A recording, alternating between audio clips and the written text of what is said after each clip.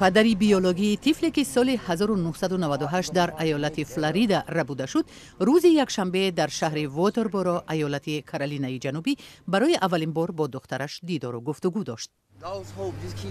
برای هر کسی که امید را از دست داده است گفتنیم که امیدتان را زنده نگه دارید. دعا کنید، مبارزه ورید. این حال به سر من آمد، به سر دیگران هم میتواند بیاید. تشخیص دی کامایا موبلی 18 ساله ثابت کرد که مادر بیولوژی شانارا موبلی و پدرش کریگ ایکن می باشند. مقامات ایالت فلوریدا میگویند که طول 18 سال جستجوی کامایا ادامه داشت و آنها در این مدت کمش 2500 معلومات را تفتیش کردند. در کارولین جنوبی ما زنی 18 ساله را پیدا کردیم که روزی تولدش همان بود و نامش دیگر. تفتیش ثابت کرد که اسناد زنی جوان تقلبی می باشند. صحبت‌های ما با مردم محلی این عقیده را تحکیم بخشید که واقعا این زن کامایا موبلی است.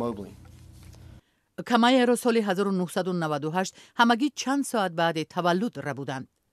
زن لباس طبیب در تن وارد اتاق زایشگاه شده او را با بهانه تشخیص علاوگی از نزد مادرش دور کرد و همراه با کودک بینام و نشان شد.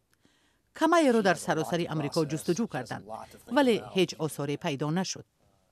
شریف جکسونویل میگوید که کامایا به سن بلاغت رسیده است و خودش باید تصمیم بگیرد که با زنی آدمربا و والدان بیولوژیش چه مناسبتی برقرار کند.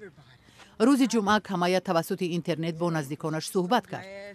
او به مادرش گفت که ظاهراً به پدرش مانند است و باور دارد که ما والدان واقعی هستیم. صحبتش صحبت انسانی روشن فکر است و میگوید میخواهد با ما باشد.